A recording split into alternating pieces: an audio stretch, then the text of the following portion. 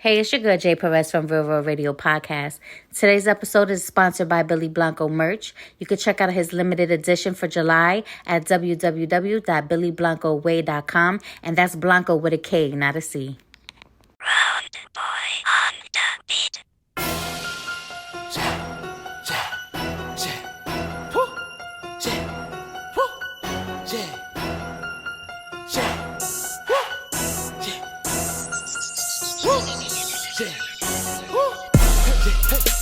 They say they want that raw, but we about to give them all this real shit. Yo, turn your notifications on and subscribe to the channel, talking that real shit. It don't matter where you at or where you from, cause Real Raw Radio. It's your girl Jay Perez from Real World Radio Podcast. Our guest today is the beautiful Annebeanne. She has her own fashion line and a podcast. So yeah, we're doing a little collab today. Dope. So welcome. Thank you. Thank you for having me. I'm happy to be here. I'm happy for you to be here too. And let's talk about the name of your podcast. Because we were just talking about this. It's Guileless, right? It's Guileless Intentions. Guileless. Intentions. And let's break that down. Okay. So I wanted a name that personified who I am, but something everybody got like everything. I wanted something different. So I looked in the thesaurus for something that meant like straightforward, blunt, honest. And I saw the word guileless and I was like, oh, that's gonna make people stop and be like, what does that mean? Yeah, that's me. So that's why I chose it. I like it. Well, she didn't choose it for me to stop, but it did make me stop though. Yeah, that's dope. And you are New York City I'm native. in NYC, yes. Unfortunately. Unfortunately. I'm playing. I love y'all. And she Belizean. Yes, I'm So Belizean. I was just with a rapper, The Prayer. And I found out he's from Belize too. Get out. I didn't even know that. Really? Yeah, so y'all popping. He was Shout out to him. Yeah, it was my last interview and my next interview. Let's see who I'm gonna have next That time. means you gotta take a trip over there. That's a sign. Yeah, you coming? I'm coming. All right, so then that means you gotta give me a tour because I love to travel anyway. Girl, you gonna love it. Yeah. So let's talk about your fashion line. Like, is For it sure. swimsuit or? Yeah, so I have a luxury swim line. My baby. I'm in season 2. And I have just now finally like taken it up a notch. We just dropped and we are preparing for Miami Swim Week with Revive. Oh, nice. July 14th. So it's our first runway show. We're really excited. I'm excited. Yeah, we casted some baddies, man. I got so lucky. I got some supermodels. Wait, are they from Miami or are they from here? One is from like Germany. Really? Yeah, and other one is from Miami. It's so crazy. None are from New York. I got so lucky. Like, these girls are already in the industry. Nice. So, it's exciting for me because I'm like, oh my God, you're going to look in my swimsuits how I wish I looked. Yeah, so that's happening. And, just trying to push it out. Working on a world tour for next year. Okay. Trying to do like trunk shows here and there and mini shows. And yeah, I love it. Annebeanne for the women. It's basically like, I was heavier. Because you look good and you're tall. Thank She's so you. tall. I know I'm looking kind of midgety, but I was much heavier. I actually lost 120 pounds. Really? Yeah, like What's your secret? Because I need stress to. and working out, but I was on it at that time. And so when I would go shopping, I would get frustrated because the bigger the size, the less sexy the bathing suit. Yeah. And then if you get certain bathing suits that's sexy, the quality is cheap. Right. And I like nice things. I'm a tourist. So I was going to ask that. When's your birthday? April 27th. Oh, dang. You just missed it. It's all right. So I'm an Aries. I'm April 11th. Oh my God, my daughter's in Aries. That's so dope. When's her birthday? She's a 14th. So my goddaughter and my cousin. Look at that. That's y'all a little stubborn, but y'all popping. we a lot stubborn. We are too.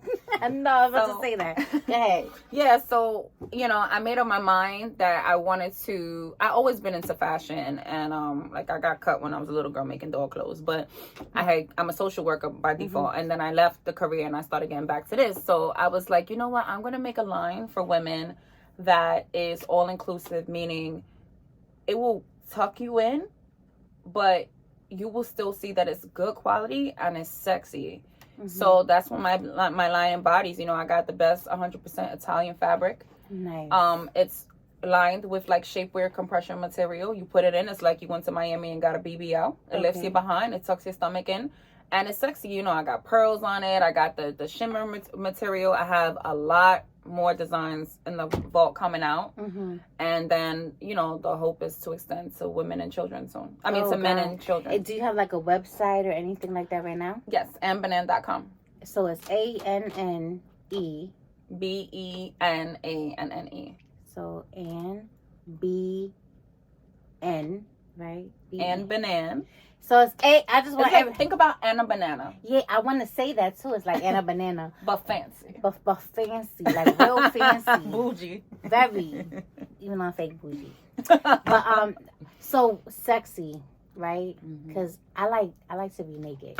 Oh, you would look great in my swimsuits. And I'm chunky.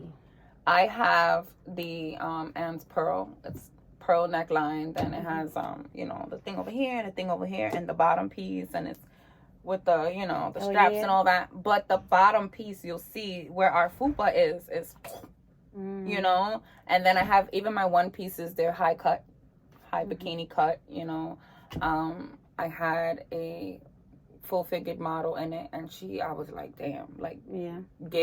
And what's the price range? They start at $200 for the pearl one or whatever, and the other one is $175. Right now I have like a sale going on. If you're a first time customer, you get a discount. Okay. Yeah. But it's just, you know, you get what you pay for. Absolutely.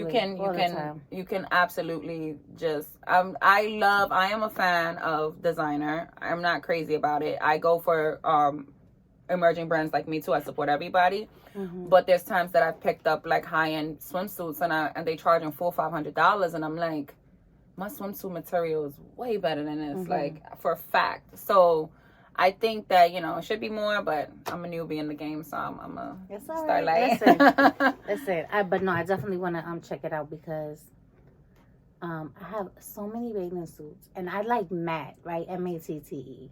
Yeah, they're pretty good. They just don't hold me in the places because my titties is heavy. So sometimes it's like the ones that is like cut a certain way, it'll come out. And it's like embarrassing. Yeah, I'm top heavy too. I feel you. Yeah, so it's just a little bit annoying. So I have like mad bathing suits, and I probably never will wear all of them. Yeah, me too, because I like to travel. You would definitely. I feel like either because right now I go from small to extra large, but I built my swimsuits around myself, so they run big anyway. So my extra large is probably like a 1X, really.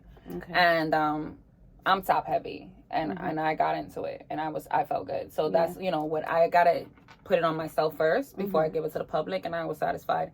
And we also are resistant to like sunscreen and all that stuff. Like, okay, cool. Yeah, Clorox is pretty strong. That's dope. And when did you start this? My first season was 2021. It was a different concept at that time.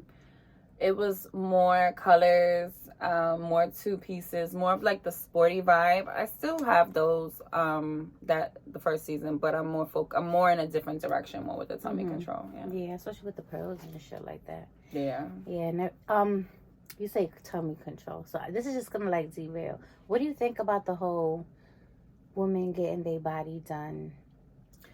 Honestly, I feel like do what you do, whatever makes you happy is your body, but just do your homework. You know, do your homework, research your doctor, and I'm not talking about a month or two. I mean, do your homework. This is your life. Anytime you go under the knife, it's a risk anyway, no matter what you're doing. And I feel like, you know, it's a lot of pressure from society to be snatched. Yeah, I feel like that too, because not everybody's like shaped the same. Yeah, you know, a lot of people just look horrible, and I feel like. And then go to a doctor that doesn't make you look like an ant. An ant or a tooth. A lot of people look like a wisdom tooth. Yeah, and you right with like the butt with no legs. Because dying is the worst thing that could happen. But you could live and still look horrible. Botched. Who did I just see like that? Rest in peace to Jackie though. Yeah, that's crazy. Yeah, because she was so beautiful. Oh my God. Every time I look at her pictures, I'm still like in disbelief. And I followed her. Like I liked how she was with her kids, and she was just so dope.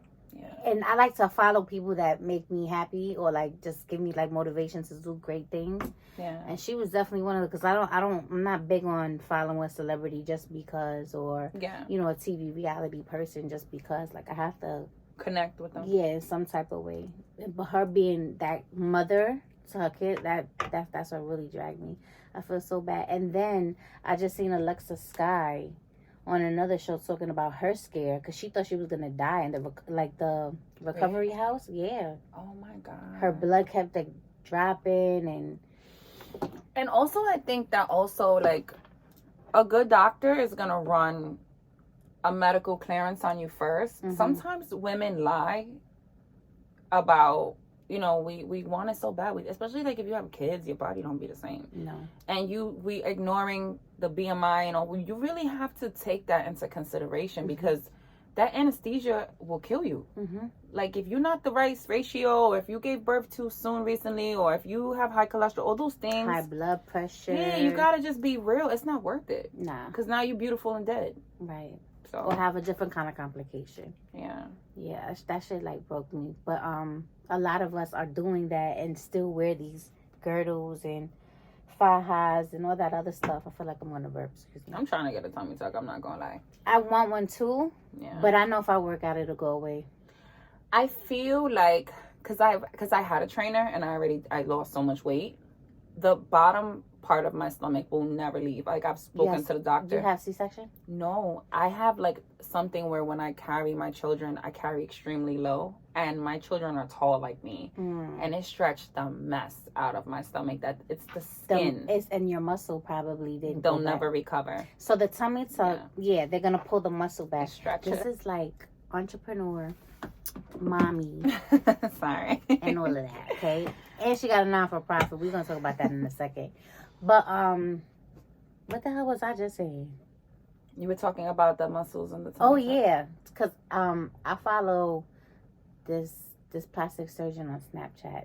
He's located in Boston. I see when he does that, the tummy tucks, and it's so nasty. But like he opens them up, he pulls, like he sews something, he pulls the muscle, makes the stomach tight, and then pulls the skin back down. Yeah, cuts the skin, tightens it. And I'm just like, so, damn. Once upon a time, many moons ago, I was a surgical technologist, and I got to do like 2 tummy tucks, and it's just like so crazy to watch the doctor like cut the stomach off and put it on the table. So that kind of like deterred me for a little bit from doing it. But when you heal up, like the women, like the patients, they gotta come back for like their post-op. Oh, you look so good. And all I need is a tummy tuck because I got a big butt already, and I'm shapely. It's not like I'm not, but like I know if I work out, it'll like. Yeah, girl, we're gonna have to keep them off of you. Snatch. But yeah, I had fibroid surgery 4 years ago. They cut the whole shit open and reconstructed my uterus. They wanted to give me hysterectomy. I cried because I wanted another kid. Did they do it? She saved my uterus, but she had to rebuild it. They took 12 fibroids out. Wow. I think one was still left, but she said she had to take the whole uterus apart and like sew it back together piece by piece. How is that even possible? I don't know, but I just know I be in pain sometimes. I guess from the scar tissue. But Did you have another child? No. So what happened was I was pregnant when I found I was pregnant and didn't know I was pregnant and started hemorrhaging. That's how I found out I had a miscarriage and the fibroids because it's okay. The baby had nowhere to hold, and I was actually pregnant from a friend of mine. So crazy. But he was supportive in everything. You know, he came after I found out. They had to give me like pills to make me stop bleeding because I would not stop bleeding. Oh my God. And then they brought me in for the surgery. That's real shit. Yeah, that shit was it was scary. But I could still have another kid if I want to. Okay, that's so good. They made sure of that. Because I had, went back, they made sure all the scarring was good and everything, so. Women, we just go through so much shit. Yeah, I don't know. But let's see, I'm a little bit too kind of old for the getting another kid. Oh, girl, bye. I don't know. You're never too old. Somebody just had a baby the other day. I forgot who it was. Somebody, I know they're famous, but these people just have babies all the time. Yeah, this is true. This is true. But if I do get pregnant, I'm definitely gonna keep it. I won't be opposed to it. For sure. For sure. I just went through all that hell. I'm gonna have another kid. And I love kids, so like, yeah. But a tummy tuck, I may take that into consideration. Yeah, I'm on the fence about it. I don't know, because I want one more or two. Yeah. Yeah, my daughter's 17. How old are you, if you don't mind me asking? I had her young. I'm 34. Oh, okay. And I have a son that's 11. Well, he's going to be 11 on the 16th. Okay. So, I'm getting married, and we're getting married very, very, very, very, very soon. And he wants more because he only has one. So I'm thinking about it. Okay, so he's not the dad of any of your two kids? No. Okay. No. So, you want to kind of give your husband something special. Yeah, and you got it in you. Yeah. So, but someone's stuck between, ooh, that baby's so cute, and girl, it's time to act bad. I don't know. Right, I'm ready to act bad right now too. My son is 16. He'll be 17 on Halloween. So Okay. I only got one. How old are you? I'm 44. Why? You look great. I do think you look so good. I know I'm over here trying to be like real discreet, but I already said my I age thought you last was time. like some young girl with a podcast. Nah, Okay. but I am a young girl. Of course you are. You are. Nah, but I have a young spirit. A lot of people don't ever know my age. Or if I tell them, they be like, nah, let me see your ID. Because it's You just definitely me. look younger than your And I like younger guys. Don't say nothing over there. How is that? I love it. However, I like, you gotta at least be, I'm gonna say 33 now and up. Because anything under 33 gives me a headache. So do you go up 1 year every time you go up 1 year? Yes, because it was 29 last year, so now What? Whatever 29 did, because you jumped 3 numbers. yeah, that situation was hell, and like never again. Do you like them for fun or to be serious? For both, because like there's some guys that are young that are mature enough and like kind of know what they want and don't really have time to play games. Like they really want to create a life, Right. But then you have guys that I think I'm more attracted to, which they have a vision and they say that they want these type of things, but it's unrealistic. Yeah. Or they don't really do what they say that they want to do, or things like that. But I don't know. I agree. And on the other side too, sometimes older guys act worse than younger guys. Extra jealous or like all that stuff. Already set in their ways. And it's hard. And they, like me, I'm the opposite. I like older guys. You like older. I usually always end up with guys older than me. My fiance is about 7 or 8 years older than me. Okay. So that's like my age. Yeah. Almost. And I got lucky that, he's not on the controlling side, because I've dealt with older guys that because I'm younger, they feel like I don't know anything. But there are certain things that I'm like, oh, so it doesn't change with age. No. You guys are just like this. Yeah. I've learned that. The man race is like this. It's that testosterone. Ooh, girl. It's something in that shit. Girl. Yeah, no. But yeah, like, but I'm a young spirit. Like, I still like to go to, like, go on, like, great adventure. Like, I like rides. I like, Really? oh, God. You do roller coasters? Yeah. Oh, my God. I'm not supposed to because I get migraine, but I like that shit. I'm scared. I like to do, like, I fly and, What? yeah, I want to go do paintballing and laser we tag gotta and go hang to the out. gun range. Like, I want to do all of that stuff. So I'll do the gun range and the laser tag and paintball maybe. But if I'm doing amusement parks and we going on something high, it gotta be water at the bottom. I'm a fish, so I could fall in any I depth like of water water. parks. I like that. But too. if it's concrete, count me out. Keep me on the ground. Yeah. Okay. Yeah. But we'll find something because they did. Yeah. You know. You saw that little boy that died? No, I don't know about the boy that died. How old was he? Remember the kid that fell out that ride? Which one? It was all over the news. There was so many. I don't know. Oh my God! It was like 2 years ago, I think. R.I.P. to the kid. Wait, I remember a kid fell out with their moms. Was that at Coney Island? His mom fell too. I think so. It's like the whole car went doop doop. Oh, this one was, I think it might have been in another state. Oh, And it was one of those spinning ones. And they told him that his seatbelt couldn't. And he was trying to tell them because he was a heavyset kid. And they should have made sure that his thing right out. Yeah, that was so sad, man. Gosh. Okay, maybe I don't want to do a roller coaster right now. At least till that vision is out of my head. Yeah. Because, Tito. Yeah. Yeah, that's scary.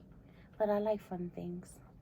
Yeah. Aries, I feel like you guys are so childlike at heart. Like, you guys bring a lot of positive energy and excitement and very enthusiastic about life. That's what I love about Aries.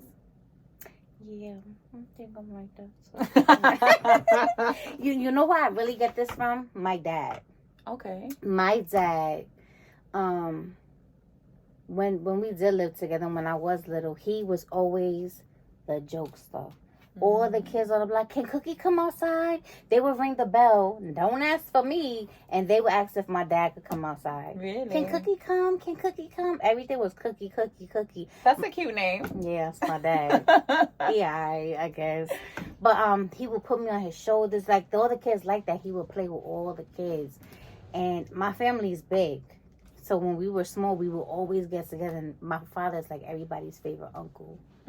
They call him Uncle Cracker, Uncle Cookie. But my dad's name is Raphael, but from birth they called him Cookie. Where are you from?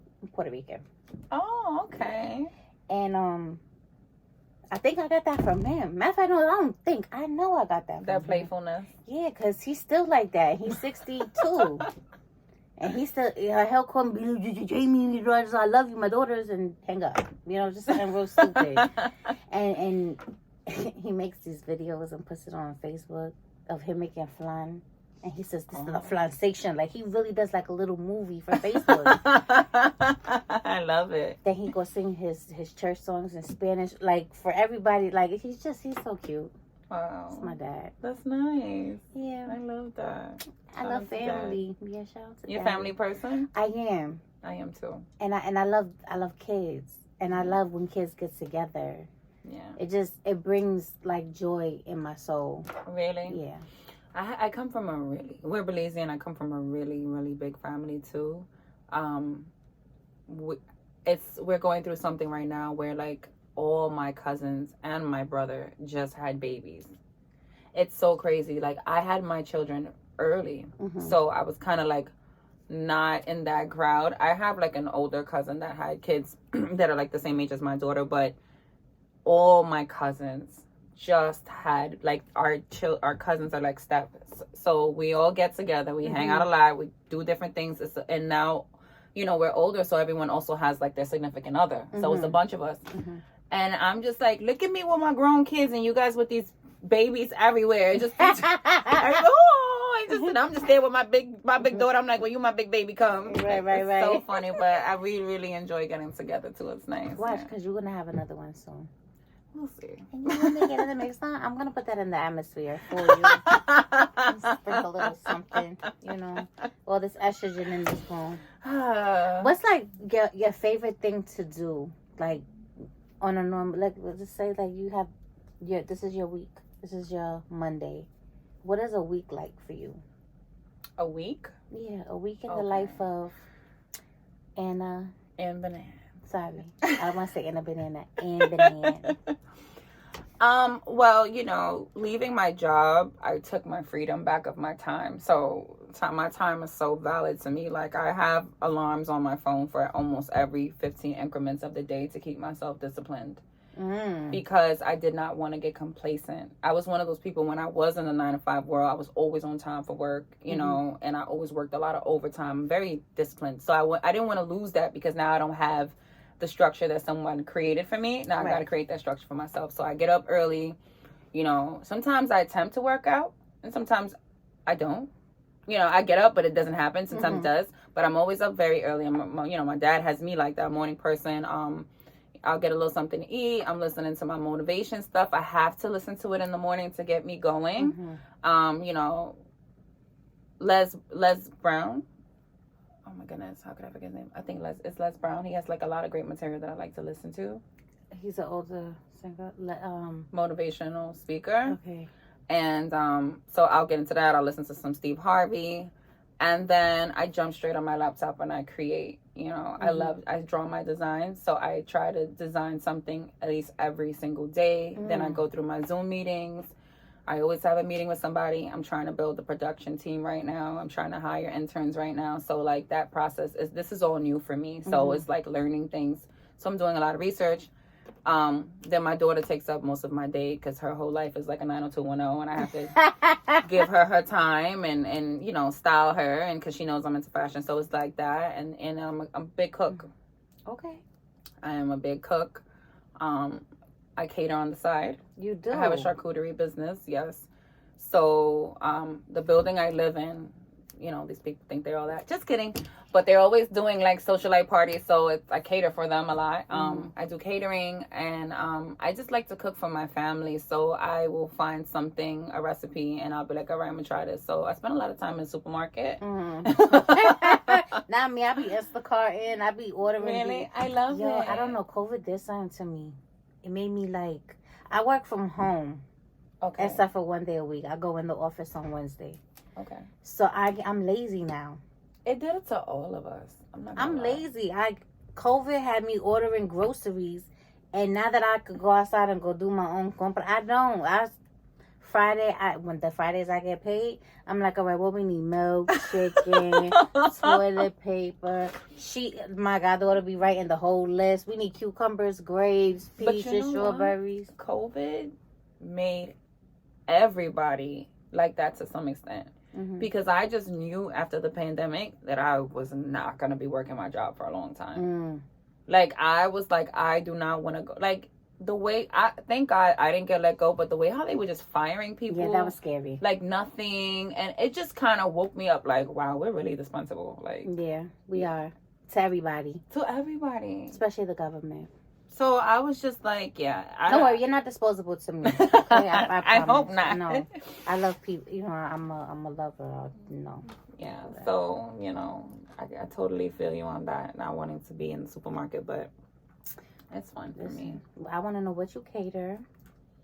Because I cook too, but I be tired of my own food. I know you cook that good arroz con pollo. I do. I know you. Once you said Puerto Rican, I was like, yeah. Man, that is my best friend is Dominican and Puerto Rican. She's half and half, and girl, she don't never miss. Yeah, me neither. All my life. Really? All my life. So I know. I know you got it.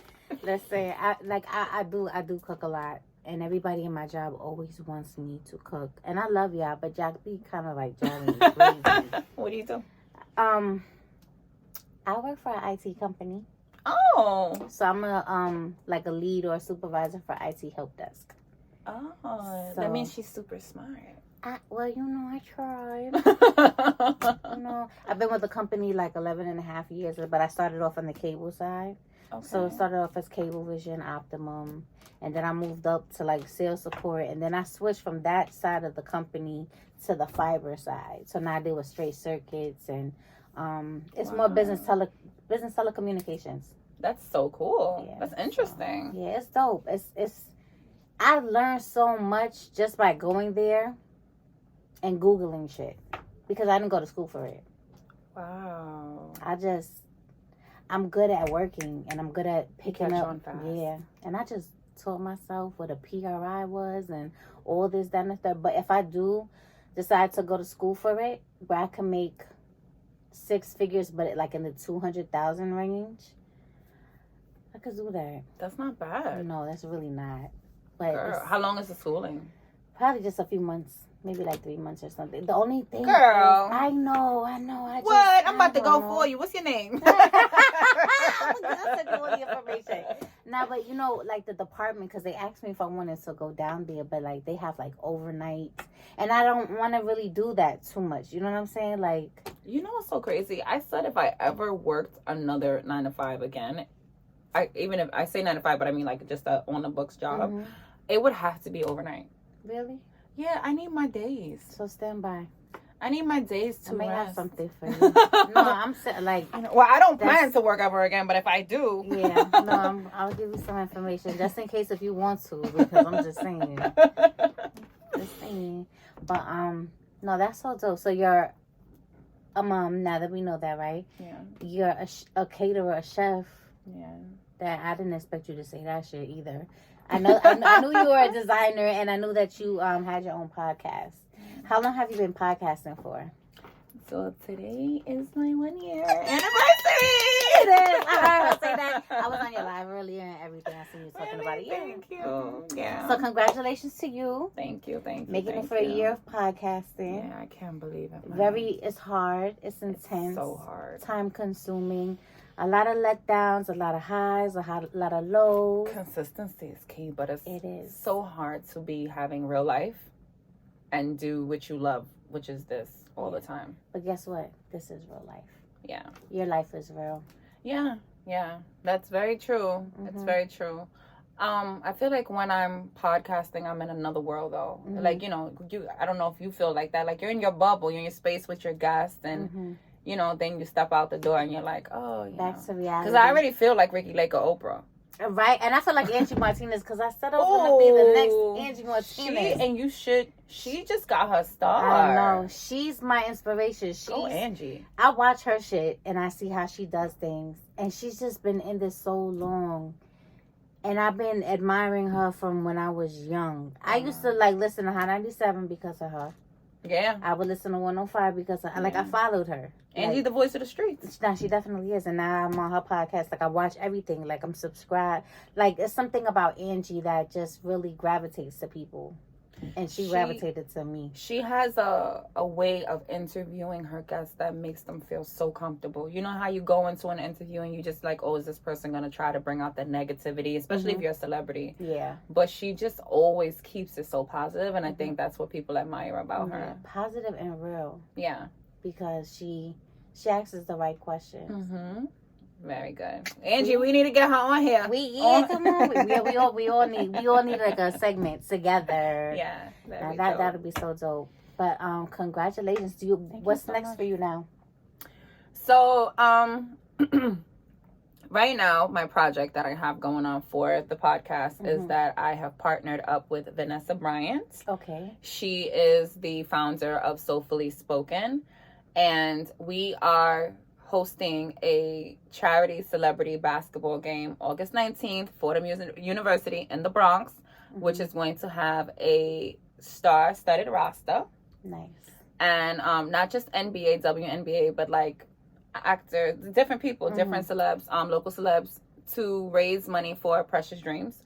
Precious Dreams is founded by Nicole, and she has a concentration on children in foster care. So, with my background in social services and with Vanessa, with her Soulfully Spoken company, it's near and dear to us. It's important to us. So that's what we're doing. And, we are just so excited to do this for the kids. And it's kind of like the first step in the direction of where I'm trying to take Godless Intentions. I don't want it to be just a podcast.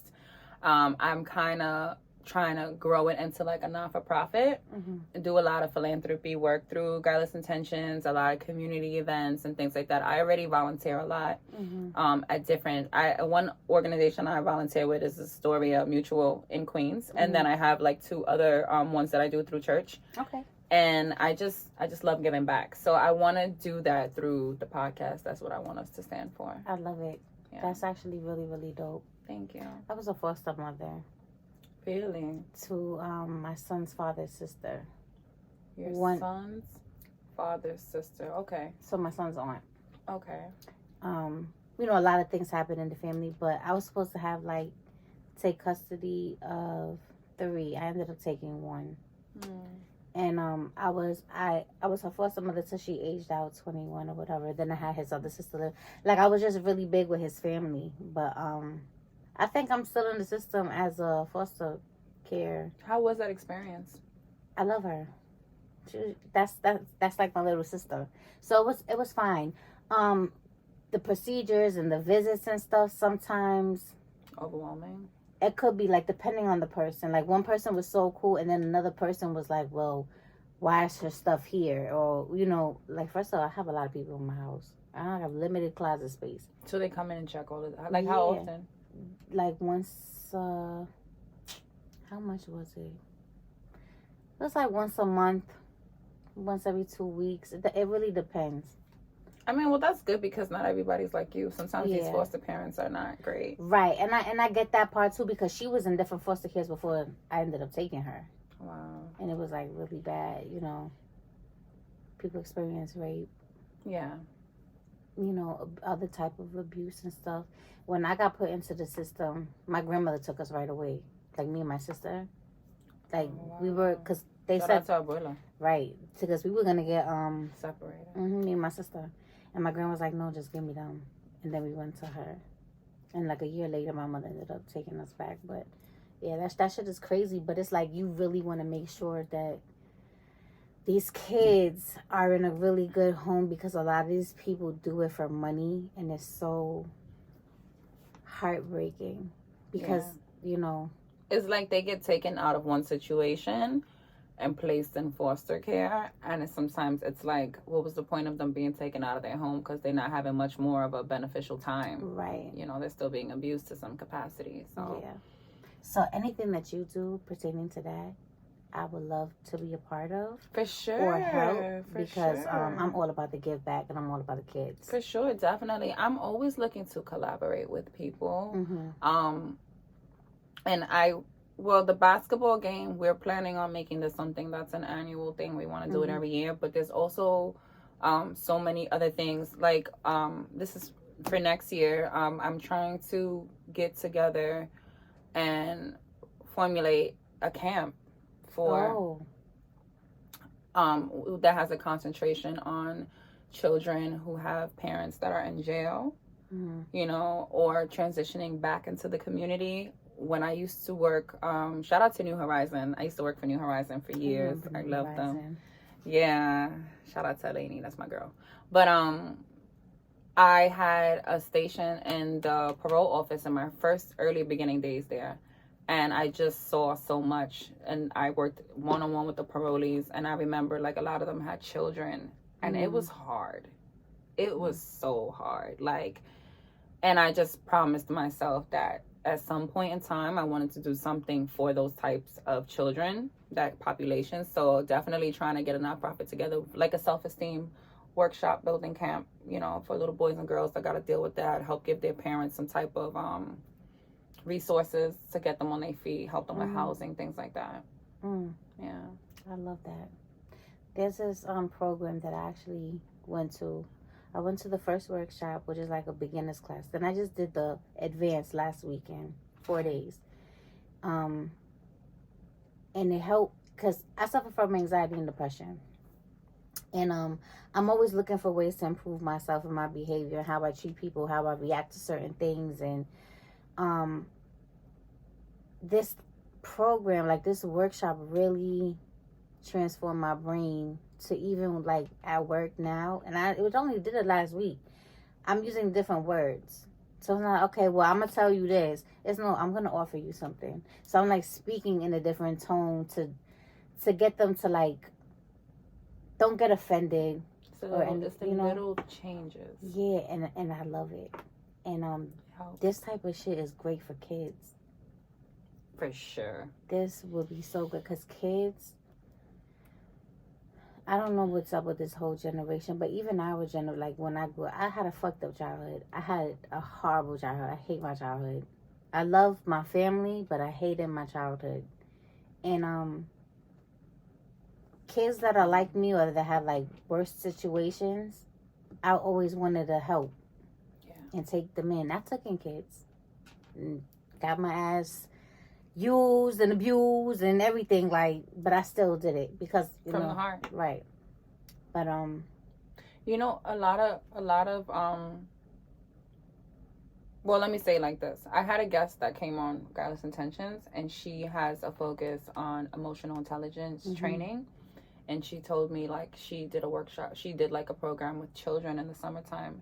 And so what they were coming up with and what they were realizing is that if they can get emotional intelligence to be implemented into the school system and catch children at an early age, and they are able to recognize and identify why they feel how they're feeling, coping mechanisms when they realize the world overall, because children are the future ultimately, right? The more earlier we start teaching these children how to use those skills, the less violence and things you're going to see coming up, because everything is a reaction. A lot of kids are just angry. And lack of love, angry, not knowing, they're not aware of their emotions, and they don't know how to handle with feeling disrespected, and just so many different things. It's like, if we really got to start with the kids. Yeah. Well, I said all of that to say, I think I want to not coach, but I want to be a mentor for children. Oh, that would be so dope.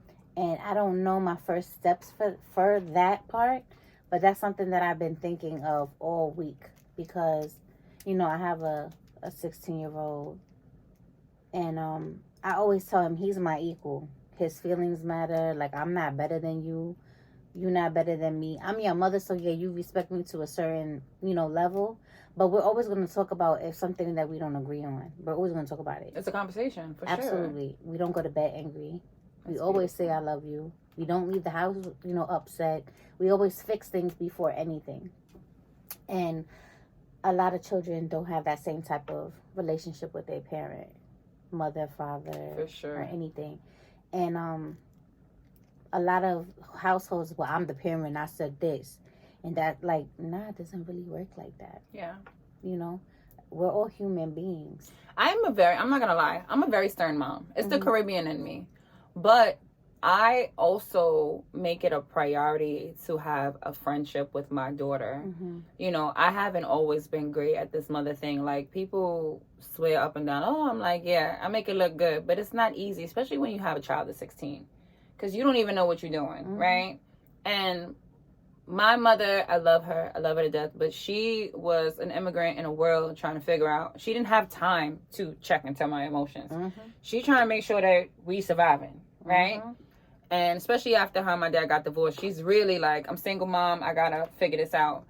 And the skills that I needed, the communication is the difference.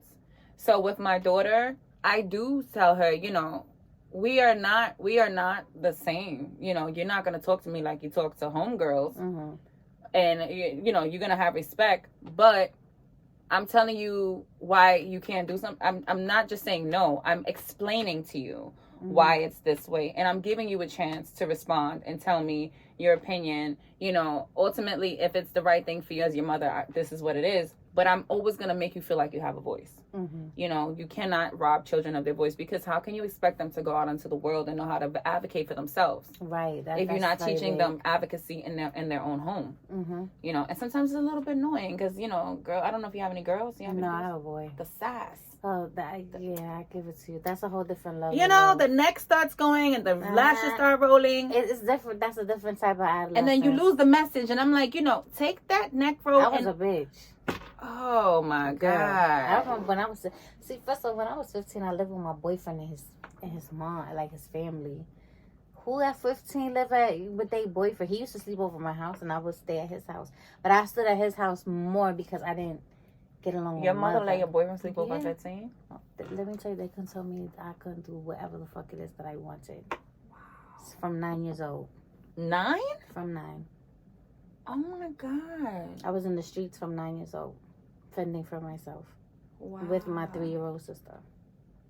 Wow. And when I got taken away, my grandmother intervened. She took us.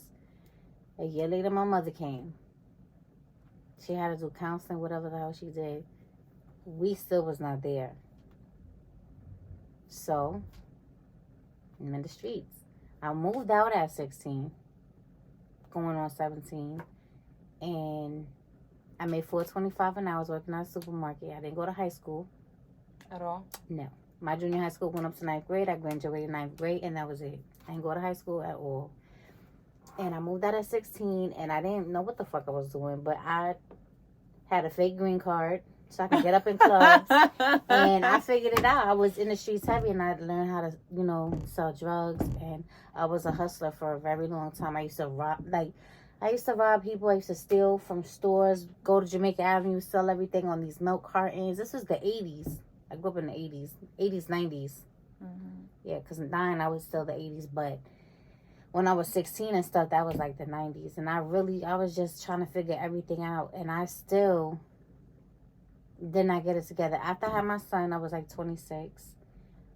When I was like 30-something, I got my GED. Then I started. Congratulations. Thank you. Then I got a good job. Because I had shit jobs before that. I had postpartum. And I tried to figure everything out. And then, little by little, I was like, okay, I got myself a good job. Now I can go do this and I can go do that. And then everything started into place. And now I'm here. Look at you. Trying to be like this better person. God is amazing. Let me tell you something. You know, no test, no testimony. Mm-hmm. And it always makes me laugh when new people come into my life, mm-hmm. and they're like, you know, they think I'm some type of way or whatever, and I'm just, you know, because I know how to articulate myself, and I'm like, this personality that I've put on mm-hmm. was work, honey. Mm-hmm. You know, I not as young, but my mother was very religious, so because she was a single mom, she definitely leaned towards religion. Mm-hmm. You know, the church took her in, basically. Mm-hmm. Jehovah's Witness. Oh my God. And I mean, full throttle. So, you know, you combine that with me in the hood, going to school. That's hard. And you want me to knock on the doors of the people that I was just outside doing what we preaching against? And you can't even celebrate Halloween, Christmas. There were no holidays. So I definitely left. I definitely ended up having my daughter at 16, turning 17, because our birthdays are in the same month. Did not finish high school on time. Definitely left that year. Went and got work. Went to, mm-hmm. you know, get a job. And wow, I've never talked about this online. Definitely left and went to go get a job. Took my daughter. Was running behind her father. He's hustling. You know, my mother's like, oh no, you want to go be with them drug dealers? You know, she's a Jehovah's Witness. It was like she thought I was in like in a Boys in the Hood book. Like she could not. Oh, she's with a drug dealer. Mm-hmm. You know what I'm saying? And I'm young and I'm like, he brought me whatever I want. Mm-hmm. Like, you know, mm-hmm. but it's the lifestyle. And then I ran into one of my old principals, and she was like, you know, I was with my daughter, and I never forget. She's like, you're not gonna be able to do much for her if you don't go back to school. You got to go back to school. And at that time, he got locked up again. And so I had found out about the family shelter. And I had like ran into like a older woman that was cool. You know, she was she was like in her 20s, and I'm like 17, 18. And she's like, oh, you can take your daughter. You can go to the family shelter. And I was like, word. So I went to the family shelter, and I told my principal, I said, because they had a program called YABC. Mm-hmm. Where they allowed you to have a high school diploma. You didn't have to take your GED, and it went up to like 24. Yeah. Mm. So, but it was like a nighttime thing. And so I said, let me get myself some stable housing, because, you know, my daughter's father's going to jail, so we can stay in together. I said, and I promise you, I'm going to come back and I'm going to finish. And I did that. I got my first apartment. I was literally in a shelter for like 6 months. And let me tell you what motivated me. I went to my caseworker and I said, what I got to do to get out of here? Because Brenda knocking on my door talking about because she's my blow dryer, and I've been here for 2 seconds. And I asked her how long she been here. She said 3 years, and that's not gonna be my story. That's not gonna be my story, honey. She said all you have to do is get a job. I had never had a real job because my boyfriend was a hustler, and I was in school before that. You know, I was living with my parents. So I literally told one of my friends at the time. I said, "Listen, I'm gonna need you to babysit my daughter. I can't pay you like that. I'm gonna pay you what I can." But I need you to babysit her because I'm going to have to go get a job. So I got my first little security job. Mm-hmm. And I literally used to walk with my daughter from the shelter in Harlem, across the street from the IHOP. Mm-hmm. I think it's 137. I used to walk with her on my shoulders from Harlem to the Bronx every day. Just to save money. Just to save money to get to point A to point B, so I could have enough to pay the babysitter, enough to buy her food, until the food stamp case kicked in, because I didn't learn how to do any of these things. You know, I had to literally learn, and I was in a shelter for like maybe 3 or 4 months, and by the grace of God, that's when Section 8 had just opened up real quick. Remember that quick window? Yes, quick window, you had to jump in, and they called me. It was like, oh, you're gonna get an apartment. But honey, by the time I got the apartment, it had closed again. So now I'm paying it on my own. So long story short, the struggle is real when you start young or whatever. You know, I ended up going back to school. I ended up finishing. I got my diploma. I went to college and did all these things. And when you go to school, you know, it gets better. But I just laugh because, you know, life can be a lot better, but I'm a lot further from where I'm at. You know, and I just look at my daughter, and she's just like, me and my fiance be saying, like, she makes all these plans. She's at maestros with her friends eating. She's 17. That's where they're celebrating her friend's birthday. Oh, okay. I hit Pinky up. And I was like, bro, when I was your age, like, BBQs was like a thing. Right, BBQ. You had money, you was going to BBQs. Maestros, like, her life is just so different than mine. You know, and I'm just so thankful. But I'm like, I would just be laughing. I'm like, you created that. Yeah, but it was the groundwork. It was hard. She's not gonna understand that. She don't understand it. My son will never understand it. They don't know that, and you know, and I see her trying to be like fake tough and all this, and she's so like nerdy, and I'm like, girl, you don't even know.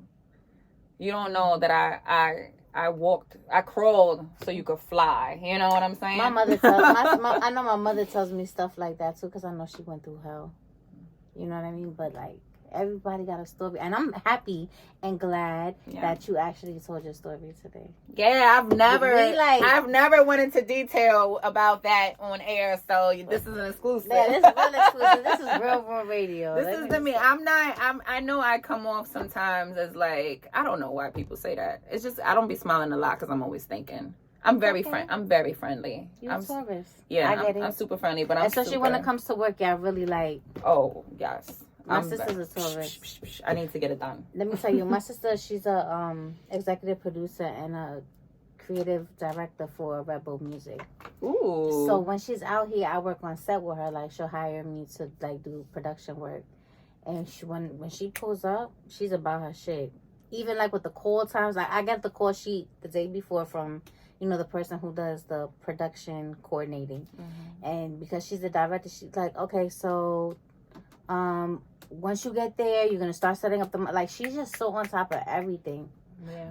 And then once that's over, you get the fun, cool. Yeah, I tell people, you know, it's like friends, you know, you wanna be able, because me, I'ma always give opportunities to my people before I outsource. That's how I am. And if I know you do something and I need it, I'm going to go to you before I go to a stranger, right? But you have to understand that you can't take anything personal, and you have to work with me and for me like you would anybody else. Because I just, you know, when it's time to work, it's time to work. When it's time, but after that, we're going to go get drinks, but we're going to get this work done first. Period. So that's just what it is. Yeah. Well, tell everybody where they can find you. So my Instagram is I am Miss MIAMMS BENANNE. I am Miss Banane, and you can find the swimsuits at Annebeanne Swim. Annebeanne Swim, and I make sure that I have that in the bio below for the show. For sure. And if you Miami, check us out the 14th. Oh yeah, we're gonna listen. Everybody's gonna tap in. I'm telling you, because you're gonna see. I'm gonna get a bathing suit. You better. Nah, well, you better. I'm about to. You better come model for us too. Oh my god! Don't play. Don't make me pull out my cameras. Don't start. Oh shit! You know what? I made, because I'm about to start getting up at 6 o'clock in the morning to go exercise. Woo! Let's see. Yes, girl. But stay tuned. Real World Radio podcast along with for having me. No, thank you for coming. She's so amazing, and it's Guyley's. Guyless Intention podcast. All right, check it out Spotify. Real radio gon' get it done. Spotify. Tell a friend. It's J Perez, she back at it again. Tell a friend. It's J Perez, she back at it